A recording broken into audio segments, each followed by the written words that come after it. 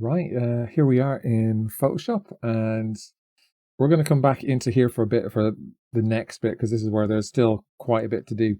So, looking at our original illustration, we can see there's quite a few elements in here that they're all currently it's all flattened, it's all baked down. If we want this to be a 3D scene, then basically what we want to do is separate out all the kind of key elements. We can decide what those are.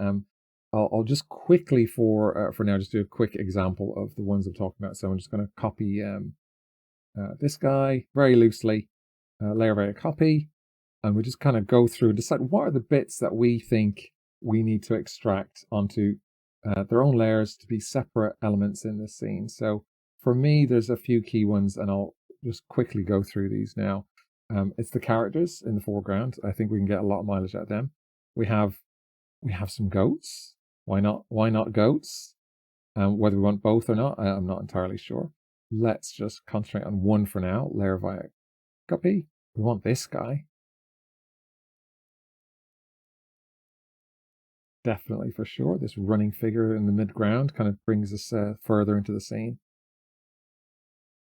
And then looking at actual scenery elements, I feel like this area here, this kind of ruined building and the rubble around it, that kind of sits just, around this area here.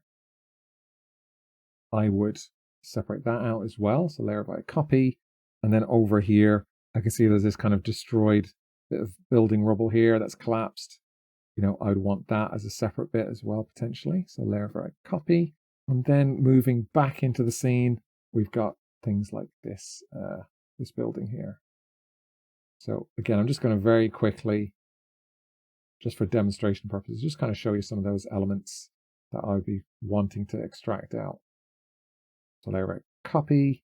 And finally, I guess the most rearmost thing in the scene is probably this blimp. There's another one faded out here, which we're not going to worry about too much right now, but just for now, for argument's sake, we're just going to focus on this. I'll give myself a little breathing room around there, just so I'm not missing anything. I'm going to layer that via copy as well.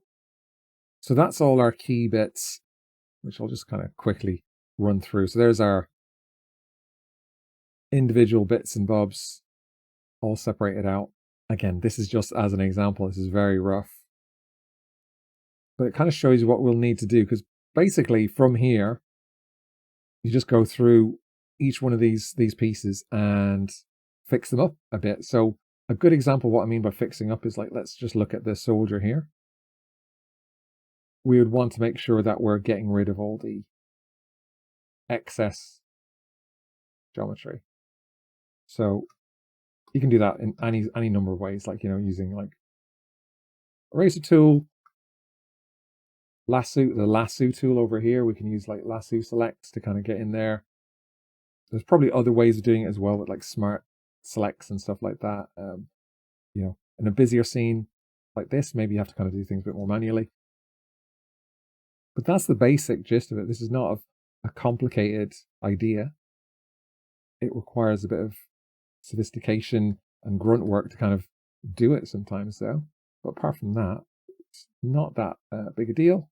You just have to kind of decide which of the bits are important to you and just get in there and start cutting away. Be ruthless. So let's just do a little bit more on this. And again, it might even be able to use like something like the magic wand tool if you're lucky.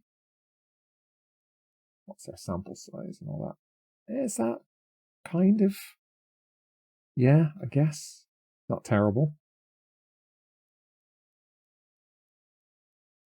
Let's see what that gives us, more or less. And again, you can kind of go in there that's a little scrappier though, isn't it? A bit too noisy in there maybe for a clean selection, but you can see it doesn't take long to kind of go in there and start cutting away. So once you're, in fact, we're not far off actually this being usable. So that's the front knee there. And let's get stuck in here. There's a bit of a negative space in here, I feel like, where the leg is. And that might not be 100% accurate right now, but this is fine for demonstration purposes. You can see it's kind of getting almost to the point now where we're done. And I feel like, yeah, a little bit of cape here.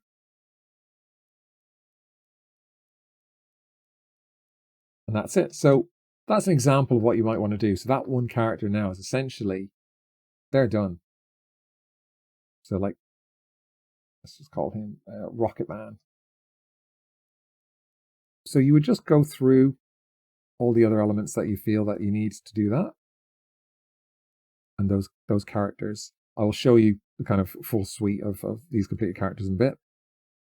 Where things, you might want to try slightly different techniques is when you get to things like this where you've kind of maybe extracted this guy onto a layer. So he's kind of sat in front of this. But when you turn him off, there's still obviously bits of him left over from the original image. So in that case, you'd be wanting to do two things. First, like the other one, we want to clean up the bits that we don't want, the things we want to remain transparent. So again, that's same old, just kind of, again, I made a bit of a mistake there, but it's fine. This is just for demonstration purposes, so don't worry about exactly what I'm doing here. I'm sure you'll do a better job yourselves. Maybe there's some like cutouts in the windows, that sort of thing. So that's the easy bit. For the other bit where you've got these kind of like, I would call them leftovers, these bits that you've kind of pulled out into new layers, but there's still ghosts of them, embedded in here. If you're not lucky enough to have layers from your original file, if you're just doing it out of a flat image, this is where you kind of just have to maybe kind of go in and start being, I don't know, there's like the clone tool. There's just good old fashioned painting in general. So maybe let's have a quick look at a couple of those options. So if I take the clone tool, which is this guy, yes. And I'll select a brush. And I'll select a clone source for it. There you go. You can see, I can start cloning bits. And again, if I modify that brush, maybe, let's make it a softer edge. Okay, so you can see what's happening here. I'm going to lock the transparency on this layer as well, so I can't paint outside the edges if I'm careless. Like if I lock those edges, you can see I can only paint in the edges. So I might just kind of go in here and start just kind of playing around a bit. There's a cool thing you can do. I'll just quickly have a look at it. Where's my clone tool settings? There's somewhere over here. Window, clone source, that's it. That's the one I wanted. You can set the scale of your clone source to be slightly different. So that can be useful sometimes. Apologies for the message error noise there, everyone's favorite Windows noise. I just quickly go in there and get rid of anything that doesn't need to be there. So right now, it might look a little like, oh, that's not going to hold up. But you got to remember this, again, going to be something in front of that for the most part. So it doesn't have to be perfect. Also, because we've separated out this character as well, let's call him Soldier 2. They also want to be painted out of that background. So I'm going to hide these front elements. So it's just this background element. I'm just going to do the same thing again. You could either paint it like directly, just selecting colors, painting, whatever works for you, or going back to the clone tool, selecting areas to sample and getting rid of things that way, which isn't working out too bad here, looks like.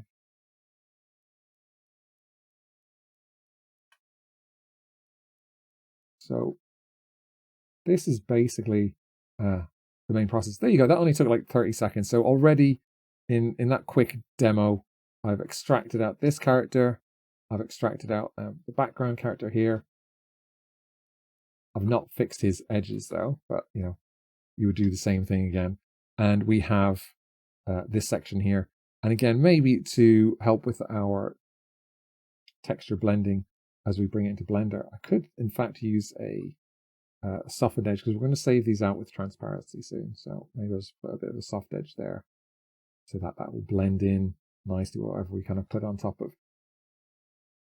So there you go. That's the basics of the whole process. So if you imagine everything we do, we go through that, going back as far as like what we want right at the back of our image.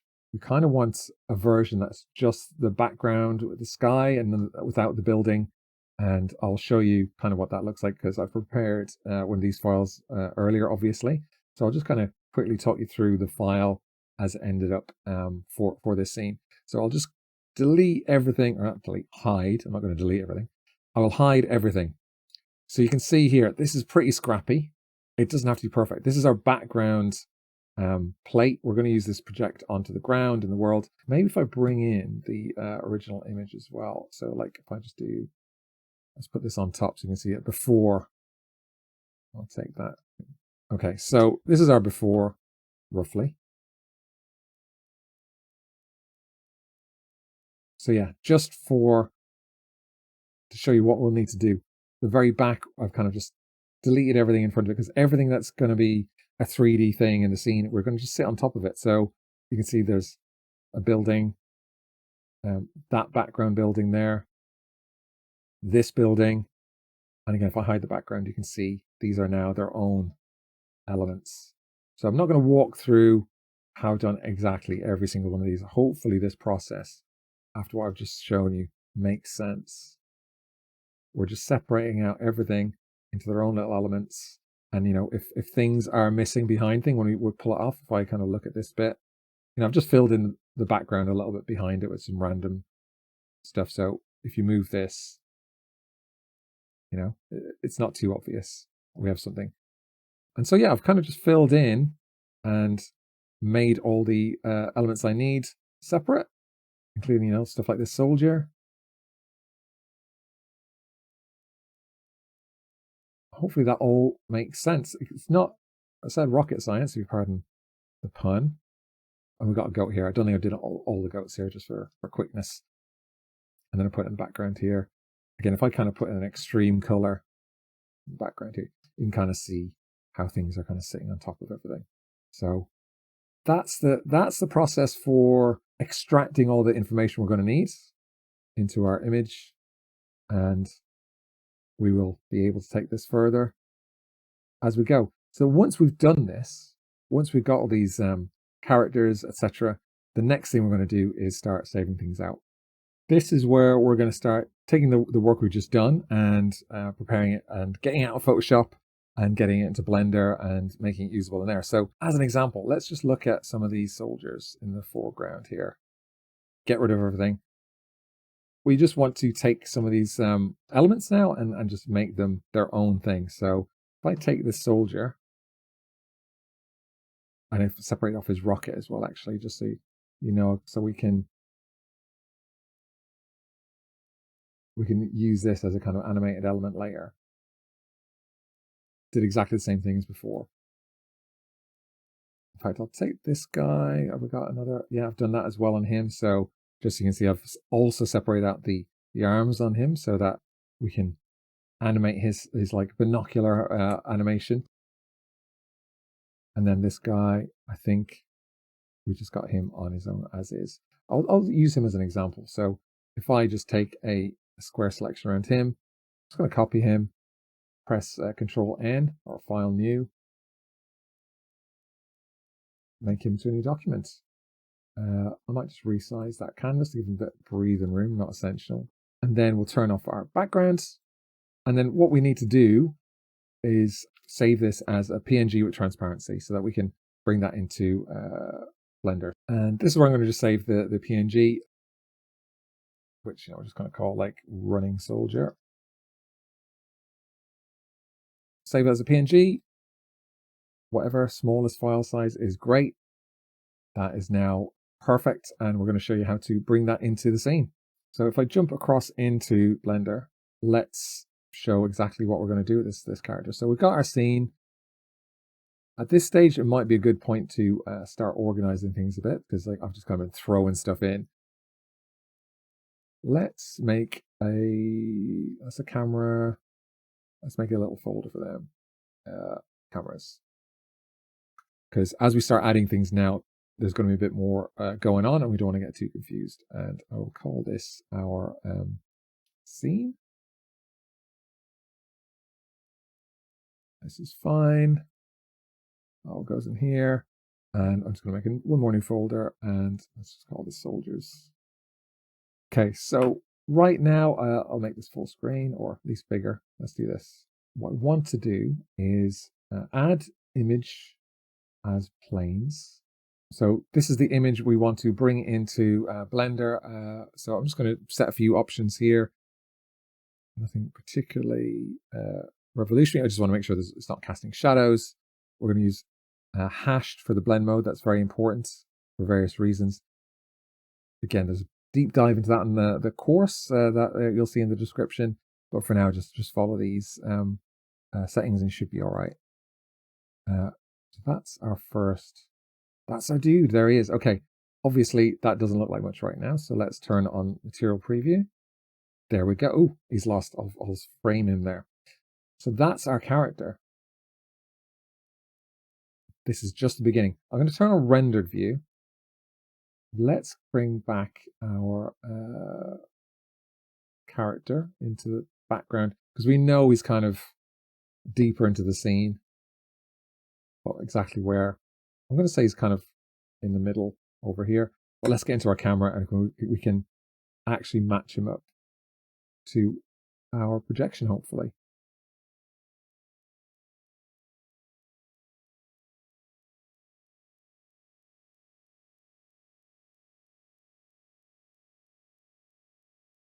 And he's roughly in the right place and also the right size. It's not too bad. Maybe rotate him a little bit. I feel that's pretty close. It doesn't need to be much closer than that. This is just all guesstimates. So he's in, and that's great. That's basically the process that we're going to do to bring in some of these other characters, the goats, etc. You can see by what's going on here that these are some of the things we're going to want to paint out in the background images and bring in some new textures. So we'll start looking at that as well to kind of start tidying things up and make things look a little bit better. And let's get our camera back to normal magnification there. So yeah, starting to look good. And by that process, we're going to take all of our images, save them off, and bring them into Blender. There is one thing you might want to do slightly differently. So with this character, I've brought him in as a texture in a square. For some of the background elements, let's get rid of all the character stuff. Anything that's kind of architectural. What we can do with these that might help a little bit. So I'm going to duplicate this. And let's look at this, for example, this building here. I'm going to hide everything else with this building. I'm going to save it out as a PNG, even with all this. You could, potentially you could crop it down to this. But I'm going to save it out with the same ratio and the same positioning as the original image, with all this stuff. Just so that when we replace it on this object, it keeps the same mapping and everything's in the same position. If we change the size of the texture, it would change how it looked in the viewport, etc. So for the background kind of geometry for the environment, I'm just going to save them off as these kind of giant PNGs with even though it's really inefficient and loads of dead space, I'm just going to cheat it for now, like so. So again, we're just going to save a transparent PNG, and I'm going to bring that in a slightly different way. So let's show how we're going to use this one. We'll go back into our scene. Let's start looking at things. Always looks very weird when you're not in the camera view, but this is the building we want, and we're going to make a new material for it because we've got a new texture we want to put just on this building. So let's show you how to do that. Okay, so I'm going to hide everything else as well, so we can just focus on this particular element of the scene. Right, so we got this guy. We want to keep the kind of the mapping, the way it's being textured from the camera's point of view. That's good. We just want to change the texture to the one we just created. So what I'm going to do is in the shader editor, we're going to press this button here, which is going to make this shader unique to this object. So now you can see here it's changed. So we're going to call this projection building, whatever, building 2, whatever it is we decided. I'm going to select that texture we've just saved, this one. And there you go. You'll see that's come in. The reason it's gone black here is we've not hooked up the alpha, which is the transparency. So we need to hook that up. You can see here there's a slot for it. And we just drag that into alpha. And you give that a second. one other thing we need to do on this material then to make that work is set the settings for the blend mode. Here we go, alpha hashed. Now it works perfect. And shadow mode, we don't want any shadows. We want these things casting shadows. So again, it looks slightly odd because it's projecting some weird bits. I might even get rid of the back side of this. So let's get rid of some of these faces so that they're not kind of freaking us out here. I'm going to just get rid of some of the stuff we don't need at this stage. Gets a little cramped in Blender sometimes. I hope this is all making some sense.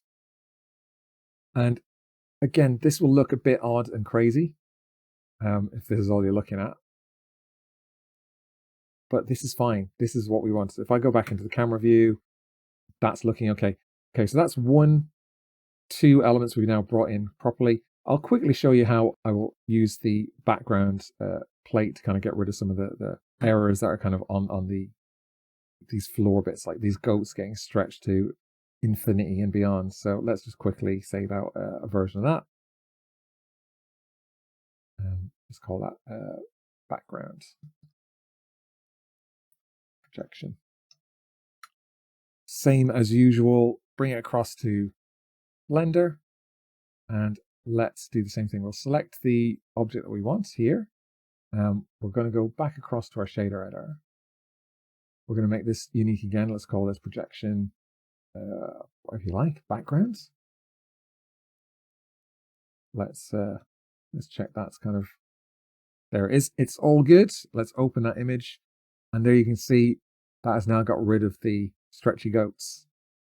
If that wasn't clear, let's make this a little bit bigger. Turn off the overlays. No stretchy goats. I mean, it's still, slightly loose. There's a lot more work you could do to something like this if you wanted to make it absolutely perfect. But if I go into the camera, you can see no stretchy goats. And obviously characters like this aren't actually in 3D yet. We need to bring those in. But this is what we're going to start doing. We're going to start like bringing in all these extra elements and arranging them in the scene. So that's the basic workflow for these. You can get much more complicated than this, but for now, that's probably a pretty good start. So I might just leave that there and we can jump across and maybe speed up a little bit ahead to the next phase.